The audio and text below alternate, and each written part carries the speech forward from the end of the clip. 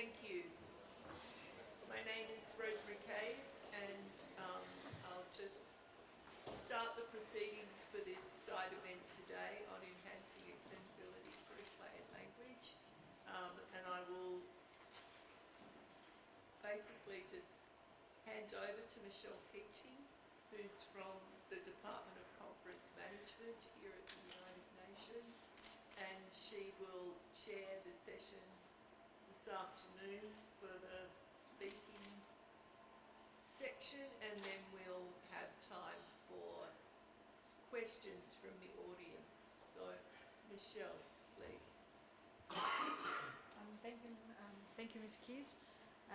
As Ms. Keys has said, my name is Michelle Keating. I'm the Chief of the Languages Service, and my service has the responsibility to provide high-quality documentation, multilingual documentation, to facilitate the intergovernmental process. This means that we are people who are curious about all types of documentation that may be possible to use to facilitate the intergovernmental process.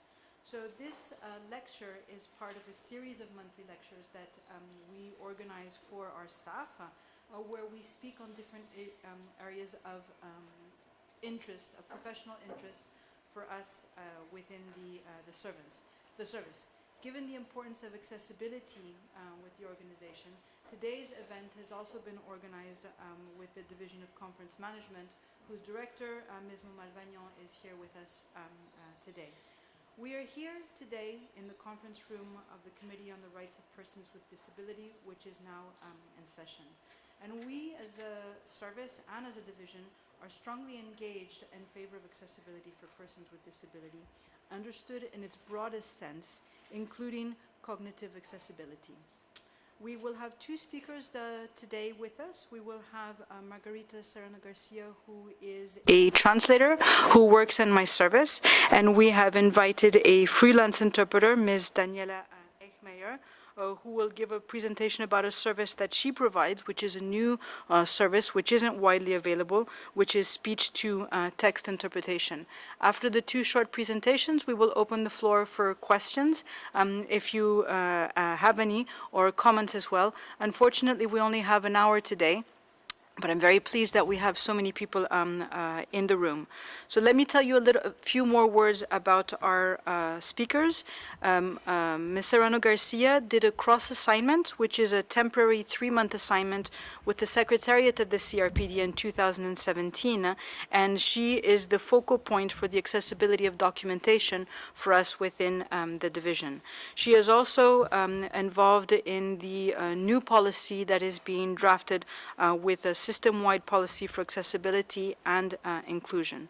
Our guest speaker, Ms. Daniela Eichmeyer, studied economics in Austria and worked for 20 years in international business, including 12 years in Colombia.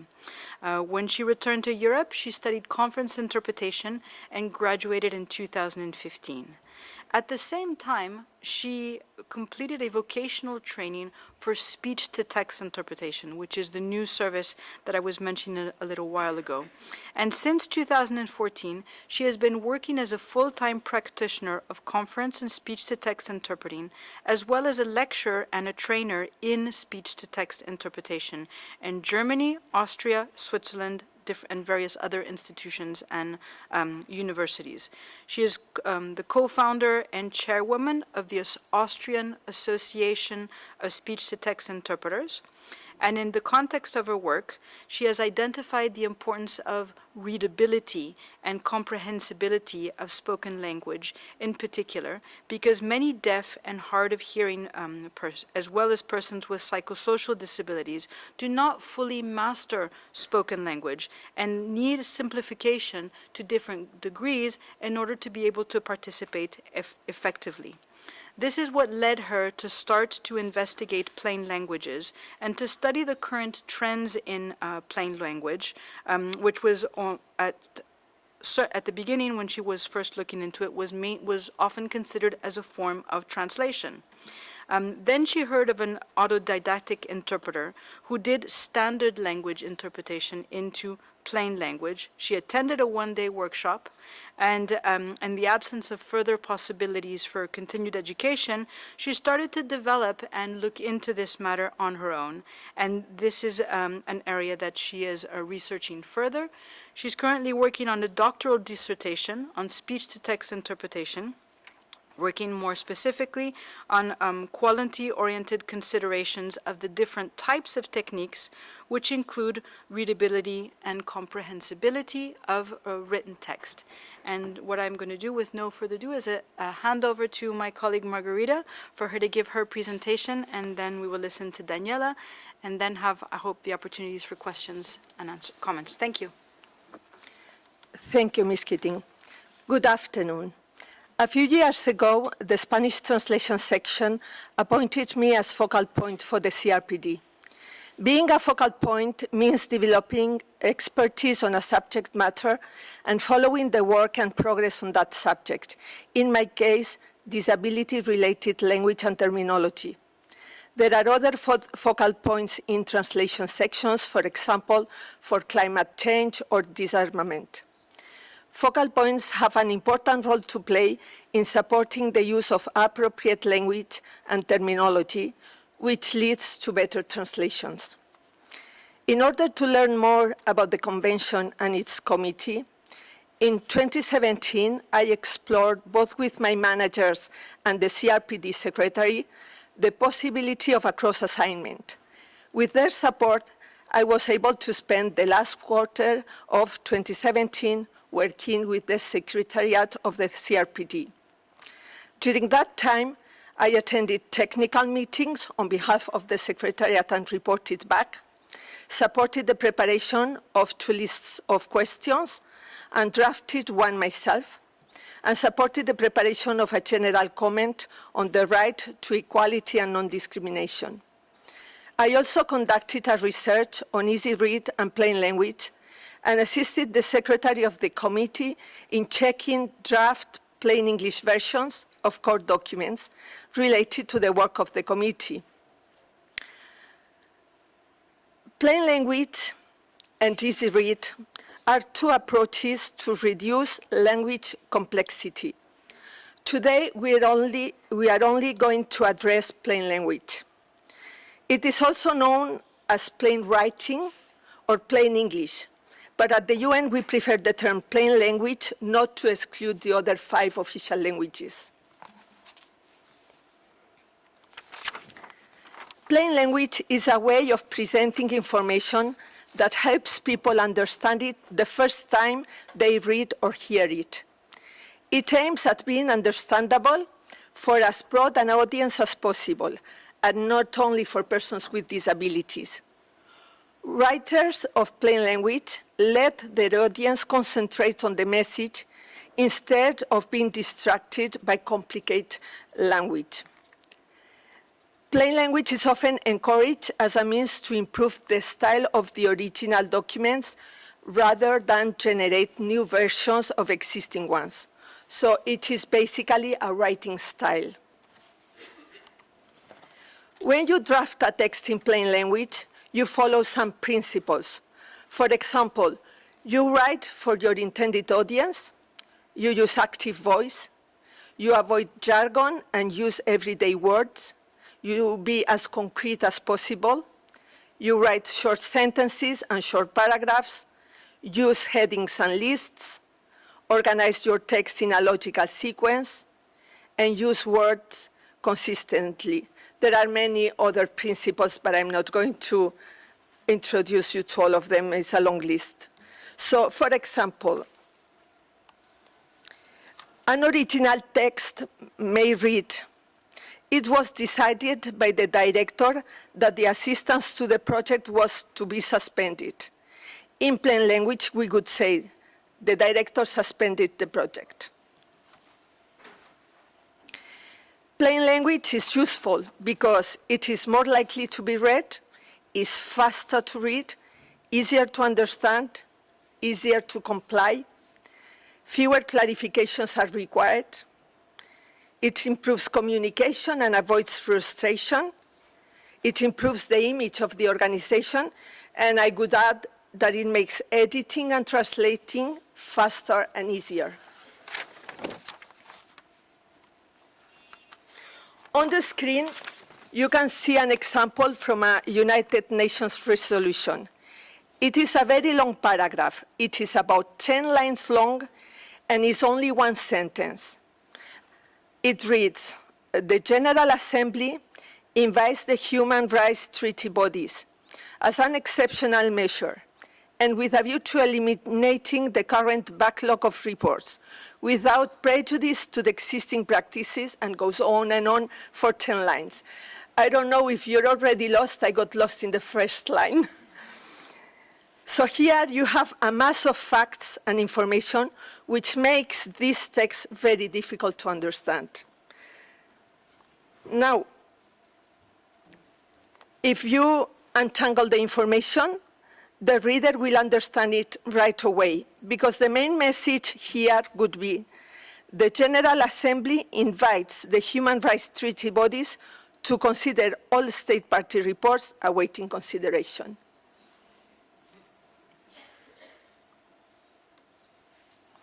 So for a text to be effective, it needs to be readable and understandable. However, one of the problems with plain language is that documents vary greatly from one practitioner to another, and that it is understood differently across countries. There is no universal definition.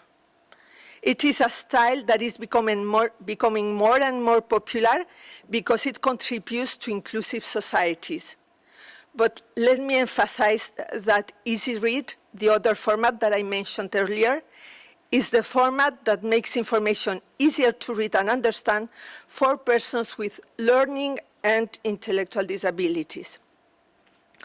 Finally, I would also like to clarify that plain language can be applied not only to printed materials, but also to websites, captioning, and, as we are about to see, to interpretation.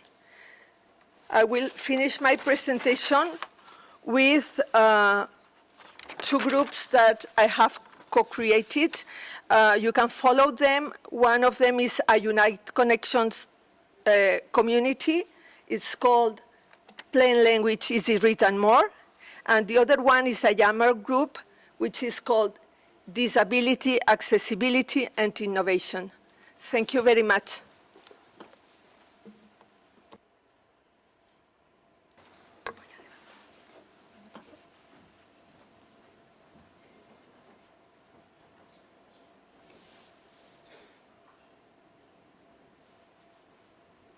Good afternoon. Thanks a lot for inviting me, Margarita. I will now talk in plain language. You will see this is different from how I usually talk. What is plain language? Plain language is easy to understand. This is the most important thing. Everybody can understand it. Also people with cognitive impairments. People with cognitive impairments have learning difficulties. They cannot understand complicated sentences. So they need plain language. And everybody can understand plain language. Sometimes there is some information in plain language, but in texts. And plain language is also easy to read. But this is important. This is the most important thing. Everybody should be able to understand. Everybody should be able to participate. It is a human right. And plain language makes possible that everybody can participate. And some people need, therefore, simultaneous interpreting into plain language, because flyers and leaflets in plain language are not enough. You can only see afterwards what has happened. You can read it, but in the moment you cannot participate. So I want to explain what is interpreting. Not everybody knows what is interpreting. Of course, here at the United Nations, everybody knows, or should know. conference interpreting, this is done here. So it is from one language into another. For example, somebody speaks in German. The interpreter says the same in English at the same time. This is a difficult task. You have to learn it at the university. Normally, you do a master for it, or then later on a PhD. So what is it simultaneous interpreting into plain language? Somebody is speaking, and he is using complicated words. He is using complicated and complex sentences. And the interpreter says the same at the same time in plain language, so everybody can understand it. Margarita already mentioned speech-to-text interpreting, or no, it was Michelle, it wasn't Margarita, sorry. Speech-to-text interpreting. This is, for example, what you see here above me. I speak in English, and the speech-to-text interpreters write the same at the same time.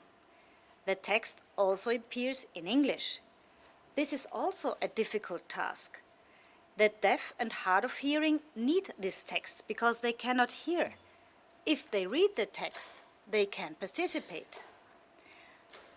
But a lot of deaf people do not master, cannot speak the normal spoken language because they use sign language as mother tongue.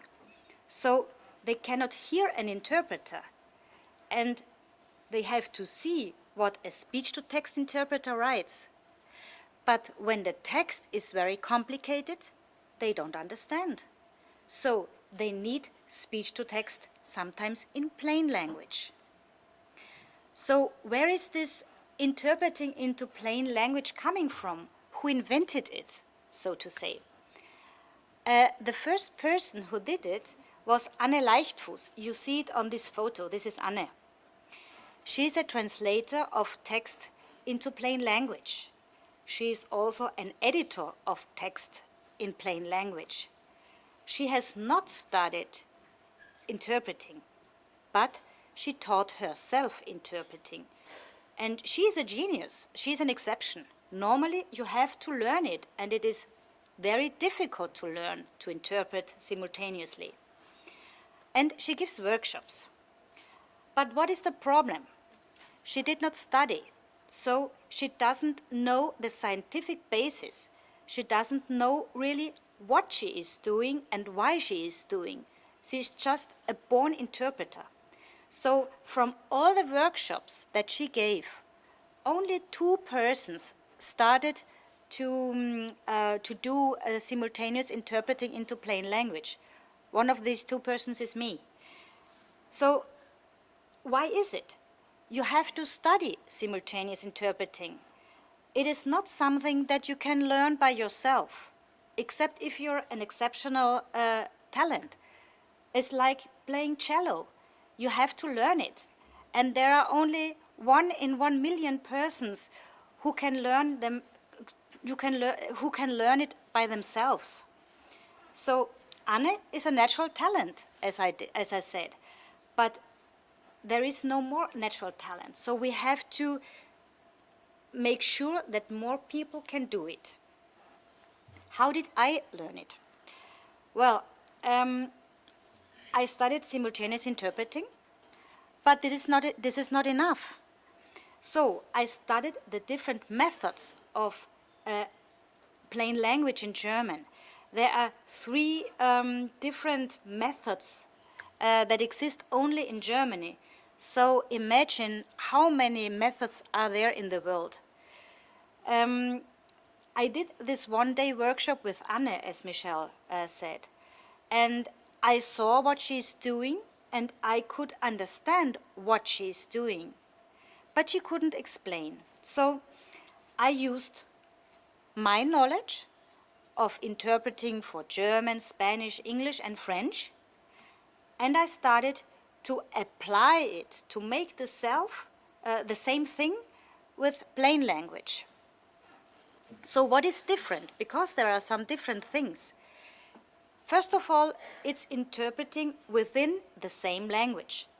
It's just another sort of the language, a variety, as I call it, or as you call it. Yeah. So what do I do when I have to interpret into plain language? I prepare myself for each event of interpreting. It is very important. I have to know what they will say. I have to prepare explanations, because everywhere there's so many complex and complicated things. So I really have to understand what is behind these complex words, so I can explain them. Then when I'm interpreting, I have to listen very well. I have to understand very well. And then I do as if I forget the words, and I make a completely new sentence. And the new sentence is in plain language. What is important when you speak in plain language? First of all, you have to speak slowly, because some people need more time to understand. They need more time to process the words. If I speak very quickly, they miss a lot of sentences. So I also have to speak in a calm way. I don't have to be excited like this. I have to be very calm. And normally when I am in a booth, in an interpreting booth, I lean back, I try to be relaxed, and I speak very slowly. I'm just explaining. I'm just a tool. I explain difficult words. Just before I explained, cognitive impairment. So, like I did this, I would also do it in the booth. I use short sentences, mainly subject, verb, and object. Normally, this is enough. I use active sentences. I don't say, this is done by me, but I do. It's easier, and it's easy to understand. And when there is a negation, when I say no to something, I stress on the word no or not, because you overhear very easily a no or a not. So if you talk like this, it's not easy. So if you talk like this, it is not easy. So you have to get the no. Who are the addressees? For whom do we simultaneous interpreting into plain language? First of all, it's people with learning difficulties, learning with cognitive impairments. But there are so many people that do not speak very well a language. They understand, but when sentences are too complex or very complex, they don't understand. If sentences are too quickly uttered, they don't understand. And it also applies to elderly people. Elderly people are not dumb, that they just get slower. And sometimes they don't understand so quickly. And there is this other form that I mentioned, speech to text into plain language. This is normally for deaf people who normally use sign language, or for deaf people who do not know very well spoken language. But it's more. Imagine here at the UN, you only have 6 official languages. But you have more than 100 countries, and you have many different countries or representatives of countries in meetings, in sessions. And maybe there is a guy from Ethiopia, and he speaks French quite well, but he has a strong accent. And there is another person from Togo who also speaks French, but he speaks a different kind of French. And maybe for him it's difficult to understand the guy from Ethiopia, or the guy from the south of France who speaks a very strong accent, who has a strong accent, or who speaks very quickly. So if they have the same content in plain language, it is easier to understand. So I just want to tell a little bit about my first assignments for interpreting into plain language. The first of all was a speech-to-text assignment into plain language. It was in Kempten, in Germany. And the most interesting thing was there was a speaker, it was the last speaker of the day. He's a sociologist.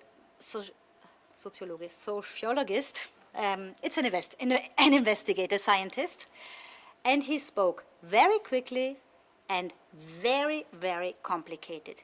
His sentences were like the sentences of Margarita, 10 lines long, and nobody could understand it. When I got the material to prepare myself, I said, oh my gosh, what am I going to do? This is so complicated. And then I prepared myself and I did it in plain language. So I wrote one short sentence in every line. And at the end of the day, people told me, you know what? More than 75% of the people were watching your speech-to-text interpretation. They didn't understand the speaker, and they had no cognitive impairment. So this was quite interesting. So then I had several events last year. I don't know if you heard from these EUTB in Germany. These are offices who are in charge of helping people with disabilities. But this is a very special thing. They do peer consulting. So people with disabilities help other people's and consult other people's with disabilities. So this was the first time where in the courses or in the meetings there were people with cognitive impairments. So they needed on site in the meeting simultaneous interpreting for these people. So we had, I think it were about 5 events last year, and it was very interesting. For me, the most the nicest thing was in December. It was the annual meeting of the Special Olympics Committee of Germany. It was in Berlin. And there were 20 representatives of athletes. All the athletes, all the representatives had cognitive impairments. And at this meeting, also the financial information was given, or they gave the financial information of the whole year of Special Olympics. So you can imagine that it is quite difficult to explain what the incomings, the expenses are, where they come from, how they are registered, so how they appear in the books. So I had to explain the whole bookkeeping in plain language. And at the end, or even in the breaks, I asked the representatives if they understand. And they said, yes, I understand. Yes, I know. We don't lose money. We have some money left at the end of the year. And this was very nice for me. And next week, we have a meeting in Munich for the 10-year UN Convention on the Rights of Persons with Disabilities as an anniversary. It will be a big party. And it will be the first time in Munich to have simultaneous interpreting. So if I come back to here, I maybe can tell you more about it.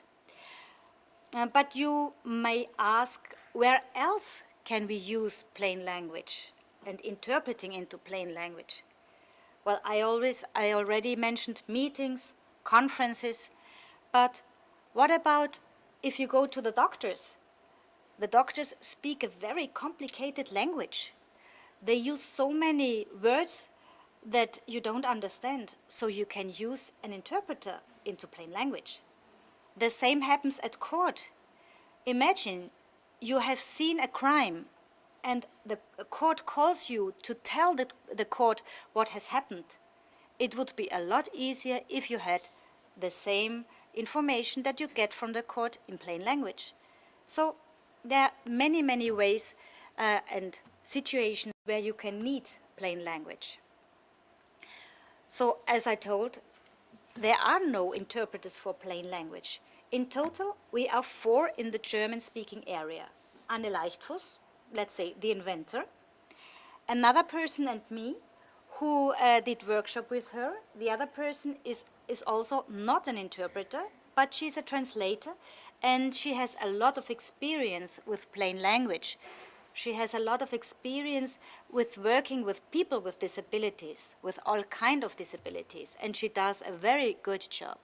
And the 4th is a student of conference interpreting, and I think she always will be very good when she finished her studies as conference interpreter.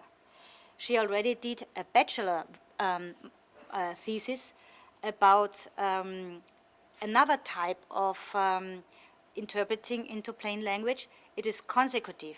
This is when somebody speaks and then the interpreter repeats it in plain language in this case, and they just, it's a turn taking. One speaks after the other. It's not at the same time, so it is not simultaneous. And you will ask, who can learn to speak and to simultaneously interpret into plain language? Well, it's quite logic that the first people of a group of people would be conference interpreters, because they also are they already are trained from hearing one thing and saying another thing. What they would have to learn is plain language, and they would need a special training for plain language. Then there are those easy-to-read translators, translators who translate text into text. They would have learned to do the simultaneous interpreting. Or also translators in general. They have to learn what is plain language, and they need a training of simultaneous interpreting. And the future of speech-to-text, for plain language, I think is very important. We need more people, we need more interpreters, and we need a special training, so we need a university course for it. And I think the first steps are already ongoing, because in Vienna, at the University of Vienna, at the postgraduate center, there is now a training being prepared for speech-to-text, for simultaneous interpreting into plain language, and many other types of accessibility services around language. I hope this was a little bit interesting for you, and I thank you very much for your attention. Thank you very much, Daniela. As the chief of a service that provides multilingual services, more specifically translation and editing, it's always interesting to look at new monolingual services that are being developed, or even multilingual services.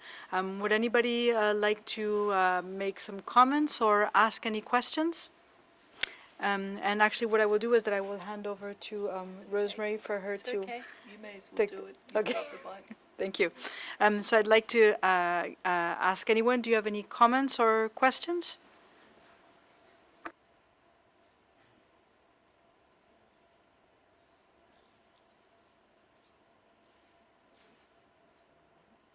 Well, it looks, I see Mr. Buntan has asked for the floor. Please go ahead. Thank you very much. I really appreciate your presentation, and I'd like to know whether within the United Nations is it officially recognized as a policy to promote this form of interpreting service. in any other event rather than disability-related meetings and or conference yet? Is it still in an early stage, or is it already recognized? In the United Nations, there is no recognition of an official policy with respect to plain language, be it interpretation or with respect to documentation. And it's actually one of the challenges that we face as a languages service, which is, let's say hypothetically, we were to receive a mandate and we were to be told, please provide plain language in all 6 languages of the organization, is that there is no official standard.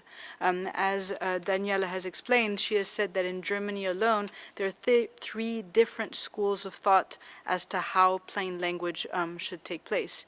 And some of the work that Margarita has done with the committee has been to say we need to have a gathering of people who will agree what is plain language, what does it mean, so that we could then hope to provide services in the 6 languages. And as Daniela was saying, in the slide where she was showing areas of who would be good candidates to learn different subjects, for us as a language service provider, the question that I ask myself is it better to train UN translators who know UN subject matters very well on how to adapt a text to plain language, or is it better to take people who know plain language and teach them about all of the subtleties and nuances of UN documentation? So this lecture is part of a process that we are going through. So in brief, there is no official policy that's been adopted to promote it. Have I answered your question? Yes. I think there should be some mechanism to make it more widely recognized, I think, and perhaps, yeah. Thank you. Thank you very much. Ms. Momalvagnon, did you want to add something in relationship to this question about policy? No, it was a question actually to our plain language interpreter, and thank you very much for her presentation, which was very interesting. No, it was a question on whether you said that naturally the people who could be trained would be either people who are conference interpreters or specialists of plain language or easy read. But there's a group of people who actually use probably some of the same methodology as teachers because they have the pedagogical tool, because their job is actually to convey information in a way that's understandable by a certain audience and to tailor their messages to the audience. So is it something that you have considered, especially maybe teachers for a younger group, that would be used to conveying information with, for instance, for an audience that has a more limited vocabulary, for instance? Is that something that you have considered? No, I have not considered this way, and I think it's very interesting. I think for this group of people, it would be important to settle a kind of aptitude test to make sure that they can do multitasking,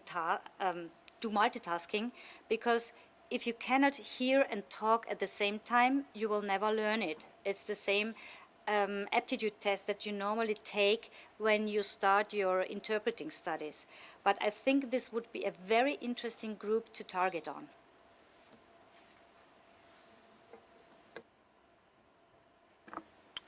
Thank you, Daniela. I see someone in the back of the room who's just raised their arm. If you could please introduce yourself as well. Thank you. Yes, hello. My name is Caroline Barbu. I work for WIPO as a French translator. Thank you very much for this very interesting presentation. I wanted to ask you, it made me think, when you defined plain language, it made me think of the clear writing policy at the European Union. And I was wondering if, so clear writing policy is simply trying to write clearly in general, not necessarily when you're addressing a specific audience. And so I was wondering if you knew of anything regarding plain language at the European Union?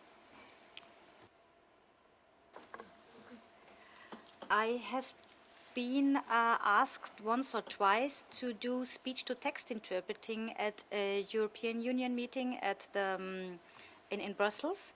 But as far as I know, there is no official policy or stream that way. Margarita, would you like to add something? Yes, there was an initiative at the European Union some years ago. It was called Fight the Fog. It was not very successful at the time. One of the problems is the high staff turnover. It also happens here at the UN. Staff stay here maybe for 1 year or two, then they leave, they move to another duty station, different positions. That the time you need to get to get used to this writing style, then you're moving to something else. That makes things very complicated. But you're right, plain language is about clear writing, is the same idea. It all started around 1970 in the United States, and it was initially for administrative texts and also for health information. So it's all about the same kind of idea. Yes, you're right. There is something in Germany going on that it's called bürgernahe Sprache, so language that is near to the citizen, literally translated, and it's about the same. Yes, please go ahead. Hi, I'm Elena from the Russian translation section at the UNOG. I think my question feeds to what has just been said. We all know that diplomacy thrives on shades of meaning and nuance and allusions, and sometimes we face texts which are deliberately vague, open to various interpretations. Do you think plain language therefore has universal applicability? I mean, I would like to think so very much, but sometimes it seems that certain authors would deliberately obfuscate the issue. So where is the place for plain language in that context? Thank you. One of the problems we have with easy read and plain language is the lack of research. More research is needed, and is being done right now by universities and other experts. But accessibility, cognitive accessibility is above all a matter of accessibility, is about inclusion, is making information accessible to the wider audience, and we cannot leave anybody behind, as you all know.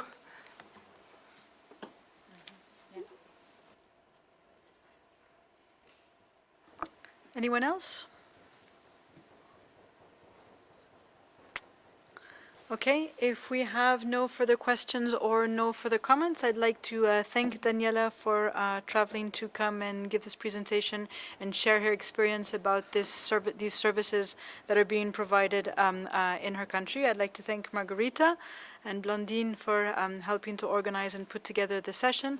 And above all, I'd like to thank the CRPD for giving us this room and this opportunity to engage with the committee as part of the side event, as part of a side event during your main meeting. Thank you very much.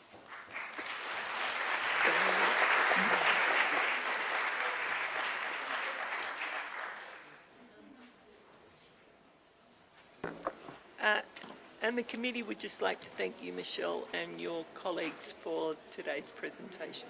Thank you. Thank you.